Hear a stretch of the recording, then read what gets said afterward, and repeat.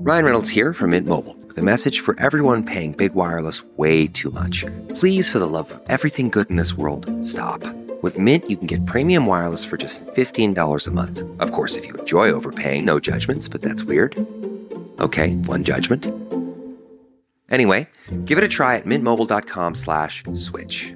Upfront payment of $45 for 3-month plan, equivalent to $15 per month required. Intro rate first 3 months only, then full price plan options available. Taxes and fees extra. See full terms at mintmobile.com.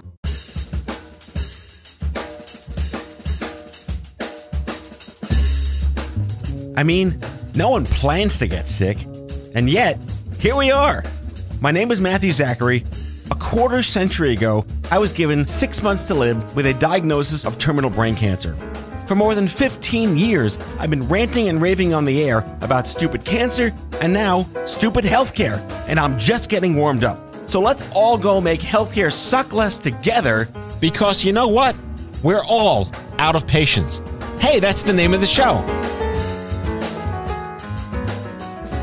Man, what a treat that I have this week to welcome Michelle Johansson here in studio. And, you know, there's nothing quite like seeing someone in person. The chemistry, the eye contact, it really makes for just incredible conversation. Raw, pure, authentic conversation. Michelle and I only were introduced like the week before this taping because I'm speaking at one of her company's conferences this summer. And like on Monday, they're like, hey, she's going to be in New York. Why doesn't she just stop by the studio? I'm like, okay, boom. 10 seconds later, she's here in the room. And man, did we really hit it off. I mean, from a LinkedIn perspective, her title is Vice President and Chief of Staff 2, not Chief of Staff 1. We're going to figure out what that means. Her employer is Magellan RX Management, which is a PBM. And for the cheap seats in the back, PBM stands for Pharmacy Benefit Management Company. They're the ones that actually help get you the drugs you need when you need them through your doctor, through your provider, through your insurance company. So they conduct all the trench warfare needed to make sure you get what you need when you need it. What's super cool about Michelle is she's a global citizen. She's multilingual. She's multicultural. She's been all around the world, so she understands healthcare and society and government and policies outside of the United States, which makes for incredible comparative conversations. She's also par for the course, a Gen X junkie like me, so prepare yourself for lots of 80s references, a trip down IMDb lane, and all sorts of fun with Michelle Johansson. Oh, did I also mention she's a cancer survivor? Let's get started. Michelle, welcome to Out of Patience. Hi, Matthew. It's so nice to be here with you. Oh, my God. The chemistry it's just sitting there. It's right here. Yeah, you're my friend. To the listeners hearing us right now, we were just chatting before in the we don't have a green room, but I'll just say it was a green room. I mean, the table outside. Where I didn't get my green M&Ms. No, I was supposed to split your M&Ms by color, and I failed miserably. It's okay. I'll let you go. But I'm thrilled to have you here. I mean, we kind of just met on like a first date over email, and then we talked on the phone a little bit, but it just seems like it's magical. I feel like, how have I not known you all these years? I feel like it's pretty natural, and there, to a certain extent, I'm a cancer survivor, you're a cancer survivor, and there's an inbuilt camaraderie that I seem to find with people who've survived. But you just have a great spirit and a great mission and kind eyes, and you love the 80s, so I think that it's just meant to be. Oh, buckle up, listeners. This is an 80s. We're going to channel your favorite movie, possibly my favorite movie, The Neverending Story. Absolutely, Atreyu. Falcor for the win, the entire show. Yeah, but nothing of the nothing. Nothing of the nothing? Or that weird turtle. The turtle. Atreyu! Yeah. Asthmatic turtle. Yes. You can get that sponsored. Oh, my God. Yeah, we should go after, I don't know, Zantac? Albuterol? Not Zantac. I'm sorry. We should go after, yeah, you're right, albuterol. Yeah. Dear albuterol. Or then get a nebulizer device company to sponsor the show. I have one in my purse, yes. Oh, my goodness. We can make the puff sound. That's perfect. My daughter's on it, so I know. There you go. So my first question is, I have your title on LinkedIn says VP Chief of Staff 2. Are you a sequel? It's actually just a second level up. So there are Chief of Staff 1s, and I've been fortunate enough to be seen as a Chief of Staff 2. Or just a chief of staff, but I love Medicare. I have an amazing boss. I work with a great team.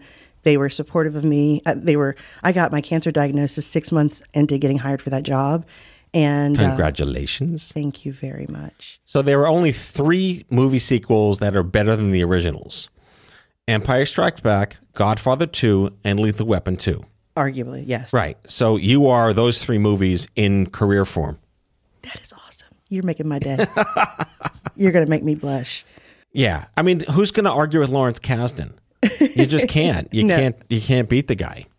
Anyway, I'm thrilled to have you here because I'm actually speaking at a Magellan conference. I think it's in August. Yes. Where the is Specialty it? Summit here in New York City, right? Oh, then easy travel. Yes. Thanks for that. You're welcome. I planned I'll everything. just walk and get my steps in. Oh, I think you'd get a billion steps if you walked. What, was it like in upstate New York and like Albany? No, it's in the city, but it's downtown, so it'll take you a couple Well, steps. we are downtown. But you know what? Coming from Alabama, your downtown is much bigger than my Oh, downtown. fair enough. But you're not originally an Alabama girl. No. I was born in Ohio, but I say I'm raised in West Virginia, lived in Argentina, and then came to Philadelphia to school at Drexel University and have been living in the Northeast until just in November. I have like post-Holocaust cousins in Buenos Aires. Really? It's like we didn't know where they went, and my mom found them on Ancestry or something years ago, and like I have an entire family in Buenos Aires. Interestingly enough, there was a very large post-World War II German population in Argentina, but a very strong Jewish community as well. I talk to them on LinkedIn every now and then. Like one of these days, we'll take a trip down my family in Buenos Aires and meet my mom's distant relatives. You have to. BA is the coolest city, and when you talk to them next time, just write CHE, Che. They start off everything, Che. What is the equivalent here in the States for that? Like yo? Like dude. Dude, okay. But Che Guevara is from Or bro. Argentina. Yeah. It was yo in the 80s, though. Not everywhere. Che is like everywhere. Okay, understood. I'm excited for that. And if you say Che Boludo, they'll really love you. So give me some context just before we get to your cancer story, because that's Sure. always like the shit happens rabbit hole. What is Magellan? Magellan. So Magellan Health and Magellan RX, they're a very large corporation. We're well known on the Magellan Health side for our behavioral health. So helping people to get connected with the right help to deal with so many different behavioral health issues. And we're well positioned to do that. And they are a Centene corporation. And Magellan RX is a PBM or a pharmacy benefit manager. Acronym time. The acronym time. And sometimes you'll hear people talk about the middleman. That's a term that has been used in common parlance. But really what Magellan RX does is they take care of everything that it takes to get a medication in your hands that your doctor believes that you're supposed to have. Okay. That sounds like it should be working every time. It works pretty well. We help to keep costs down for plans. Magellan RX has a presence in all 50 states. They provide PBM services for Medicaid, Medicare, commercial, employers, and I'm in the Medicare field, so that's where my heart and soul is. I love beneficiaries. All right. I was reading on your LinkedIn. I don't know if you wrote this or someone else wrote this or someone did it and you didn't know about it. You call yourself a polyglot. I wrote that. You did write that. Yeah. All right. So for the Webster's disinformed listening, what is a polyglot? So poly meaning many, glot meaning glottis or tongue. I'm a many-tongued person. I speak multiple languages. Well, Argentina. Yeah, Spanish. Or in Argentina, they say castellano. Right. See? I have no idea what you're saying. And Mi guapo. Muy guapo. Yes, you're very handsome. Then there is French, Estonian, some Estonian. I'm not fluent, but I'm much more fluent than the average American, I think. I did okay in Italian and Portuguese. And then I'm learning Arabic and Hebrew. But you're from America. Yes. And you've experienced other cultures. Yeah. Wait, there are other cultures? Oh, my parents were really big on other cultures. I mean, maybe from a food perspective, but also just from a life perspective. And they always just encouraged my desire to know other cultures. And I used to actually walk around the grocery store when I was a little kid. I wanted people to think I was foreign. And I would speak gibberish in like, I would speak gibberish in the aisles of the grocery store. So I think it was just a lifelong passion. So like the Na'vi language from Avatar before James Cameron invented it? Yes, but pure gibberish. Pure gibberish. Absolutely nonsensical. Like but I just, frontier gibberish. But I wanted someone to like notice that I could speak another language. But I'm always fascinated by people who have that global perspective of what life is actually like outside this ridiculous country. Well, it makes a big difference. And actually, you know what? This country is not as ridiculous as you think once you go somewhere else. There's nowhere else. Touche. There's nowhere else I could be in my skin, in my body, in my mind, and do what I've been able to accomplish. my great-grandparents, my great-great-grandmother was the daughter of a slave owner and a slave. My family is Muskogee and Creek and African, whereas, we're just as American as it comes. My grandfather's fought in World War II, and now I'm a vice president at an insurance company, and I, get awards, and I get a chance to talk to cool people like you and have a voice that hopefully gets to represent millions of people. So it's really a blessing, but it is also incredibly fun to get a chance to connect with other people. And you know what? At the end of the day, most people just want to be able to have a good time, eat really well, maybe have a glass of something. Something? A little glass What's your of wine. something? I prefer vino. I prefer red wine, Okay. Spanish, French, or Italian, and or champagne. Wait, are you your own sommelier? I am. Oh, that's a bucket After list. all this time in France? That is a bucket list item to do. You have to take a year off, though, to take the classes and do it really well. So, Wow. Yeah. All But right, fine. We're a complicated nation, but we are the great experiment. the great experiment, and there's not anywhere else where it's been done or been done better. That is true. And we're witnessing as of this taping in real time, that great experiment. Yeah. No, it's happening in real time, and it's worth trying and worth continuing the experiment. So your work in healthcare, we're going to get to your story in the second half of the show, but your work in healthcare was already in existence before you were sick. Correct. I started actually when I was 22. I was a co-op at Cigna International Latin America. I started translating newspapers for the president and translating meetings in Guatemala and Spain and translating formularies. All right, for those listening that are under the age of 35, MTV stood for music television. There was still videos on MTV. There were still videos, Adam Curry and I forget the other VJs, but my God, did we worship them in the 1990s? Yeah. I actually auditioned to be on The Real World. No way. Philadelphia. Didn't get in, of course. I got to watch The Real World when they, what was it, 1111 Broadway, whatever the offices in Times Square, the big glass window used to be there. True story. You could just like stare at the show while it's like being taped. That was, I guess, our first foray into reality TV. Wait, so you started in media? No. I was just in college and I wanted to be, again, I think there's been this desire as a child, even I would like to do something and to be seen. And I love to sing. And I did like a musical theater as a child and show choir. And I was a cheerleader, probably not a surprise, but that sounds relevant, appropriate. And I approve this message. But I ended up falling in love with healthcare. Said no one ever? Like, what happened? I can't wait to work for CMS. Seriously. So my dad had congestive heart failure when I was a little girl, and it deeply impacted me. I'm a licensed hypochondriac by training. So you're Jewish. Yeah, exactly. That's perfect. I'm Jewish. I'll take it. And I think that I've been deeply affected by what it's like to be a caregiver. My dad was the first person I ever signed up for Medicare. And I don't know. I have a heart for the beneficiary. I particularly love older people. My grandparents I was very close with. I was there when my granny passed away, and I was there when my grandfather passed away. She was 90, he was 98, and it was such an honor to be at the end of such great lives. And I just want, in particular, for the people who have worked hard and lived hard and gotten us through some even tougher times than I think the ones that we face today, I just want to make sure that they get their fair shake. Those are some good numbers right there. 90 and 95? 98. Oh, wow, 1998. And he had just gotten his license that year. To drive? Renewed. Oh, my God. The state of Ohio. In Florida, they'd welcome him. He had glaucoma and everything. My mom was so upset. What did they pass from? My granny, actually, she passed from gangrene. Wow. She was receiving home health care. Mm-hmm. We didn't realize that it wasn't with a medical professional. I feel really strongly about caregiving. And my grandfather, his heart at 98 years had pumped plenty. And he just started good to go down. old-fashioned death. Mm-hmm, mm-hmm. But we went through hospice for both my grandparents, and it was a blessing to my family. It just seems so like distant to think you could die of just being old. Yeah, well, and my granny's gangrene complications really came from dementia. Right. So it's just, I guess, like part of the pros and cons of aging, right?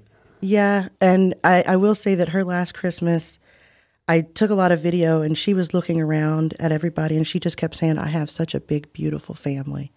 I have such a wonderful family. And so she was really pretty cognizant, and she wanted to be 90. So her birthday was February 16th, and every day she'd wake up and say, is it my birthday yet? Is it my birthday yet? She passed 10 days after her 90th birthday. That is grace of God goodness. Absolutely. All right, we're going to take a quick break and be back with Michelle.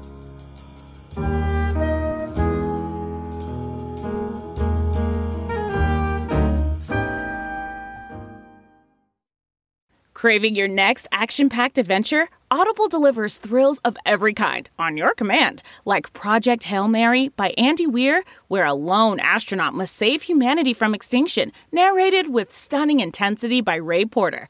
From electrifying suspense and daring quest to spine-tingling horror and romance in far-off realms, unleash your adventurous side with gripping titles that'll keep you guessing. Discover exclusive Audible originals, hotly anticipated new releases, and must-listen bestsellers that hook you from the first minute. Because Audible knows there's no greater thrill than the one that speaks to you. Discover what lies beyond the edge of your seat. Start your free 30-day trial at audible.com/WonderyUS. That's audible.com/WonderyUS. Find yourself looking for a new job or change in career? Monster.com is here to help. We are not only here to bring you job postings, but also AI interview prep and salary tools, expert career advice, and top-notch resume services. We've got everything you need to land your perfect job fit. Discover the magic of finding the ideal job with Monster.com. Your future starts now.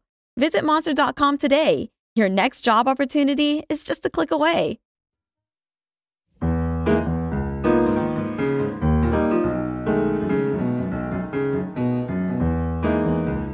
All right, I'll say it this way.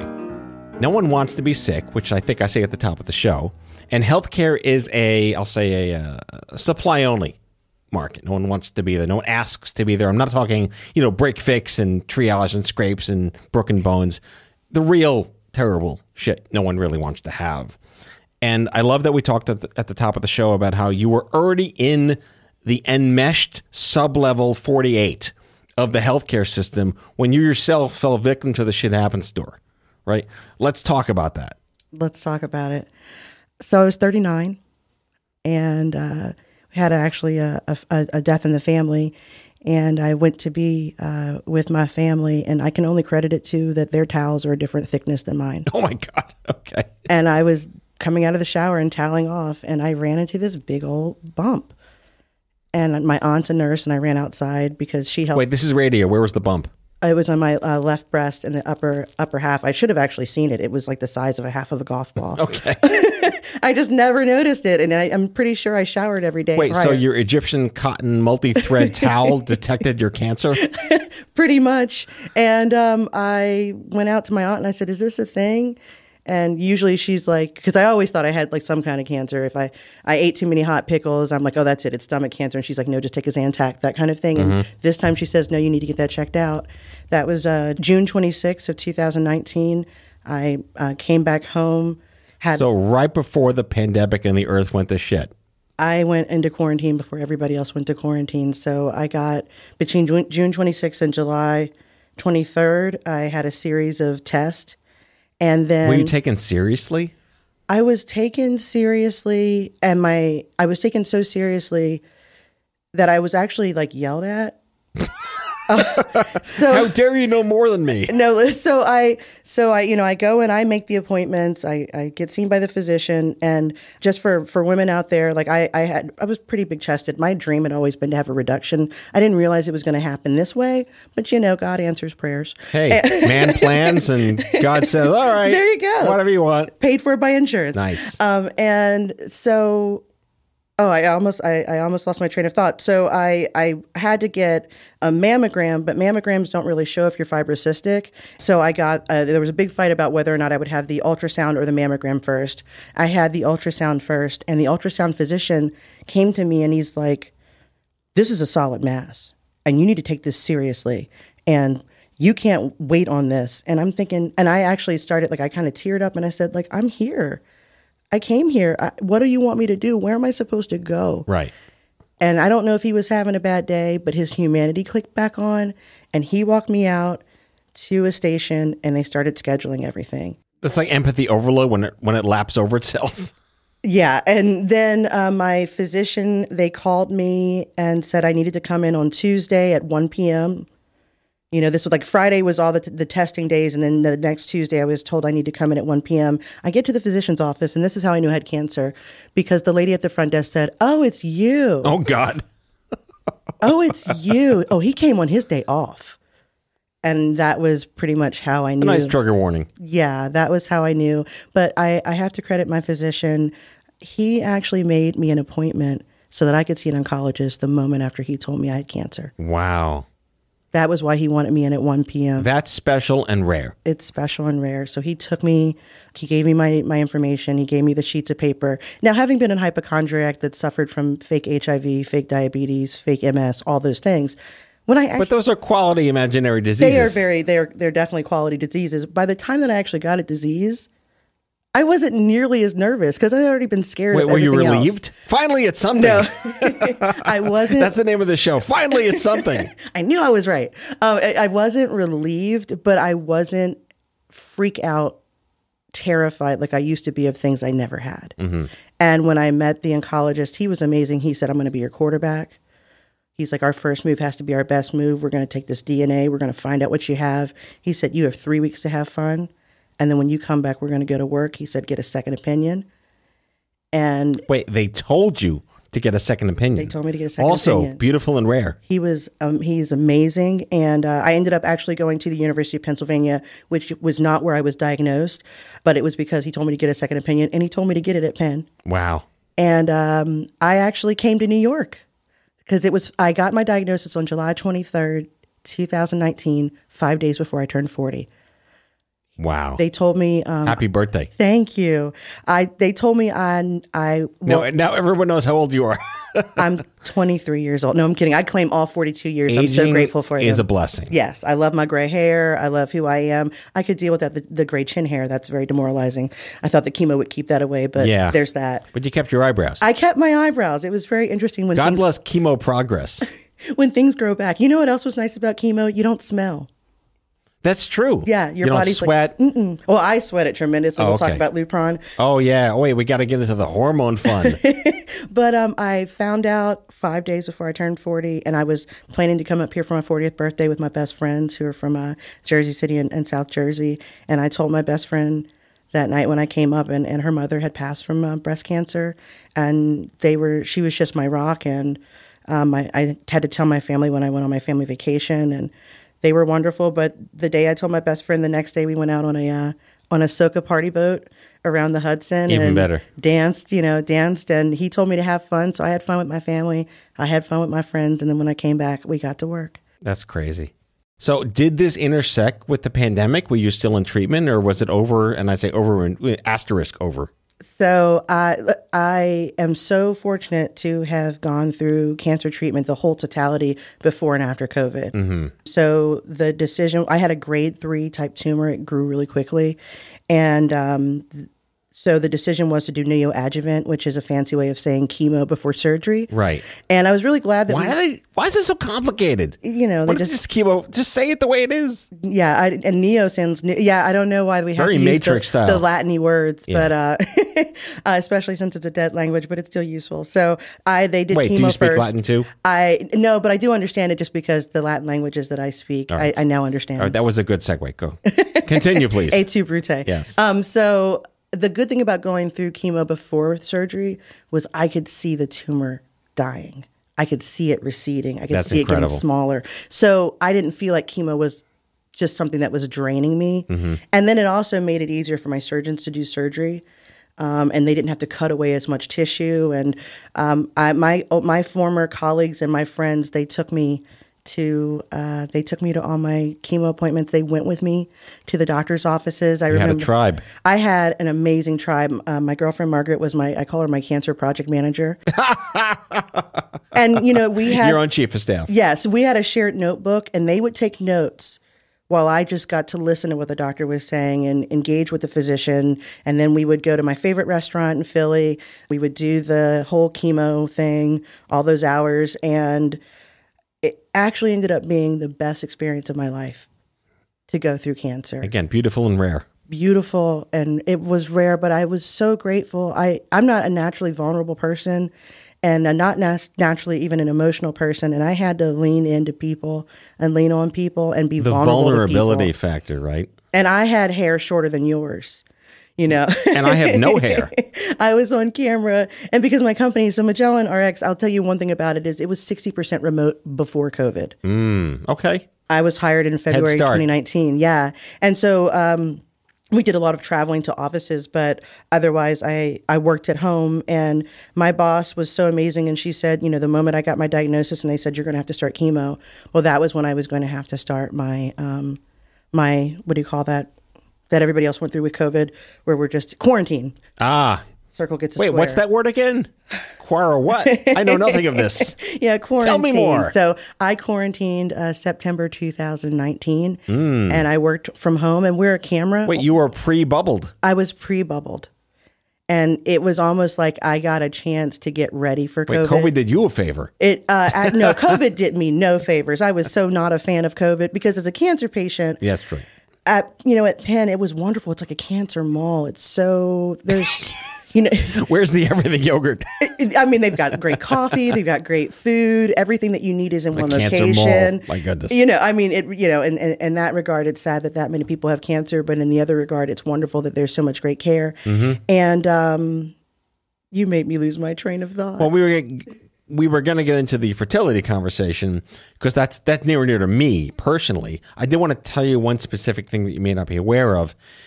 As part of the Affordable Care Act, Debbie Wasserman Schultz, the former DNC chair, worked with the young adult cancer movement. We were involved with that to wedge in a bill called the Early Act. And the Early Act would guarantee any young adult under 40 with breast cancer would have full and complete coverage of mastectomy and reconstruction. You may be a beneficiary of that legislation. Well, that's pretty amazing. Thank you for doing that. I didn't have a mastectomy. I had a lumpectomy and an oncoplastic reduction.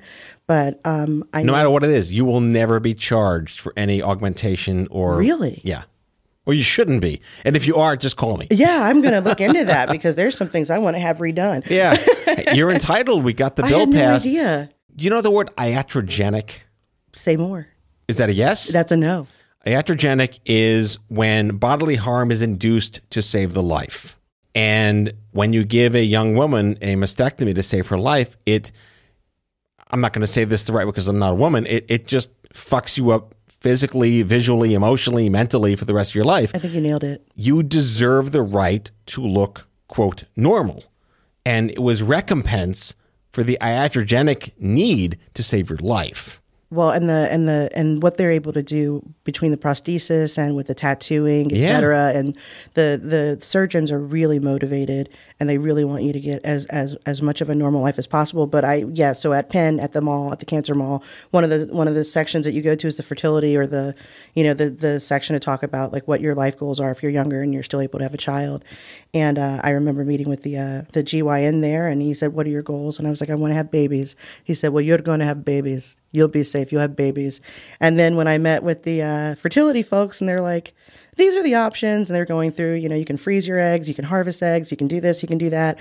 And I'm like, well, looking at the chart, and it's like it's $30,000 to store some eggs. I'm like, can I keep them at home in my own freezer? They said no. Your own freezer, dear Frigidaire. And then there was like, you're going to have to get stuck every day and do all this stuff. And then they said, or there's Lupron. And I was like, well, what's the return on investment on that? And across the board, it was like a 30% chance either way. Mm-hmm. So I said, I'll do the Lupron. I had no idea it would cause raging hot flashes. Yeah, it's all good. Ask my wife, because I stabbed her with it for months. She made her oocytes. Oh my goodness. And I sweat every day. I was on camera, bald like Telly Savalas, with a giant fan and a tank top, and my Best company. 70s actor reference on the history of the show. Absolutely. Oh, thank you. I appreciate Telly it. Savalas for the win. Rip Telly Savalas. Rip Telly Savalas. Great head. And, but, my company, they were so great. Nobody ever made me feel bad. And when it was Halloween, I actually dressed up as a deer because I had a, bald brown head. So I was able to put ears on, and it was fantastic. Cancelers. Cancelers. Just trying to combine two words there. Cancer antlers. Cancer antlers. They were beautiful. And no, but they just, and my boss, one of the nicest things, if and I hope you never get a chance to go through cancer, but if you're listening and you have a family member that does or a friend, one of the hardest things about chemo is the fatigue. Mm-hmm. And I was a working adult going through chemo and with a job, a demanding job, an amazing job. And my boss was so kind because she knew I couldn't do the mornings. reasonable accommodation. Reasonable accommodation. Which is part of the ADA, passed in 1980-something. But I didn't have to, I didn't have to work hard to get that. They didn't give you shit for it. Not at all. That's the best. Not at all. You're like my cursing translator. I love it. Because you're saying all the things I want to see on the inside. Wait, so let's wrap with some sort of a survey analysis of what it was like to get cancer while working in healthcare. And you had the fortune to be in the right place at the right time with the right doctors and the right tribe, but yet you were able to be your own advocate because you knew the system. Absolutely. Right place, right time, right tribe. It was still scary. It was still the scariest thing I've ever been through. I'm still going through it. There's still, I take medication. It's the gift that keeps on giving. Welcome to the club. You didn't want to join. It's the gift that keeps on giving. But the great thing is that once one gets the cancer diagnosis, the healthcare system, at least now in my experience, kicks into high gear. Mm-hmm. One single chemo treatment was $47,000. That blew past the deductible. Mm-hmm. Everything was free from then on out. I mean, free as in I didn't pay out of pocket. The only part that I really didn't enjoy was the radiation, and that was just because we were post-COVID. I mean, who enjoys radiation? Yeah, on the bucket list. Dear Chernobyl. Right, 2 out of 5. No, but it was actually because that was when everyone was doing the COVID shutdowns, and I wasn't allowed to go outside, and we had to wear masks on the inside. And I was the type of radiation I had. You had to hold your breath because it moves your heart out of the way. Yep. And one of the days that I was coming in for treatment, they had locked the doors to the outside, this beautiful outside part. I would go pray and just get ready for my treatment. And they shackled the gates. They shackled the gates because they were afraid people were going to jump over and come in the back way. I'm like, they're cancer patients. We don't move that fast. And you got 8 people at the front door with thermometers and everything else. And it's like one flew over the cuckoo's nest for cancer patients. Exactly. Like we're shuffling really slow. What are we going to do? So I actually hyperventilated and cried bitter tears on the table while I held my breath for that session. But by the time I got off the table, they had talked to the director of the hospital and he changed the policy. Wow. That's powerful. It was like my Rosa Parks cancer moment. Oh my God. I'm glad I wasn't drinking. That would come on my nose. Oh my God. That was amazing. Well, I had one more. I can't get away with that. You can get away with that. Yeah, thank you very much. I had one more because the bell was tied up. It was taped up. And the bell that tells you you can leave? Yeah. And so I kept telling them, like, I'm going to ring that bell. I'm going to ring that bell. They're like, well, we have to ask the hospital administrator and blah, blah, blah. I'm like, you can go ahead and ask them. I said, I'll wear gloves. I'll wear whatever you need me to wear, but I'm ringing that bell. I will ring that bell. And on my last day of treatment, I'd gotten permission to ring the bell. And they said it was the first time anybody had heard that in 3 months. And so people need hope, and they need their friends and families to be able to be with them, and they need to hear other people having success and surviving. I can't think of a more profound way to end this interview. Thank you. And to welcome you back anytime. That chair is yours anytime you want. Michelle Johansson, what is CHC, CHPC? I love acronyms. I love these acronyms. Thank you. What does it mean? Healthcare Compliance Association, certified in healthcare compliance and healthcare privacy compliance. It's a lot of acronyms. Yes. All right. Michelle Johansson, CHC, CHPC, VP, Chief of Staff 2, the lethal weapon 2 of her position at Magellan RX Management. I am so excited to have had you on the show. We are best friends immediately. Yay. We are text buddies. I mean, you shared your Uber with me. That's like third base. Thank you so much for coming on the show. Thank you, Matthew. That's all for now. If you like the show, be sure to subscribe, leave a review on Apple Podcasts, follow us on social, and tell all your friends to listen. Tell us what you'd like Matthew to cover in his next episode by leaving a message for us at 855-AUDIO-66, and we might just use it in a future show. Out of Patients is a product of Offscript Health. We are a healthcare engagement company built for patients and caregivers by patients and caregivers. Our executive producers are Matthew Zachary and Andrew McDowell. Our senior producer is Betsy Shepard. Our host is Matthew Zachary. It is recorded, mixed, and edited by Betsy Shepard. For advertising and media inquiries, email media@offscript.com. That's media@offscript.com. For more information, visit offscript.com.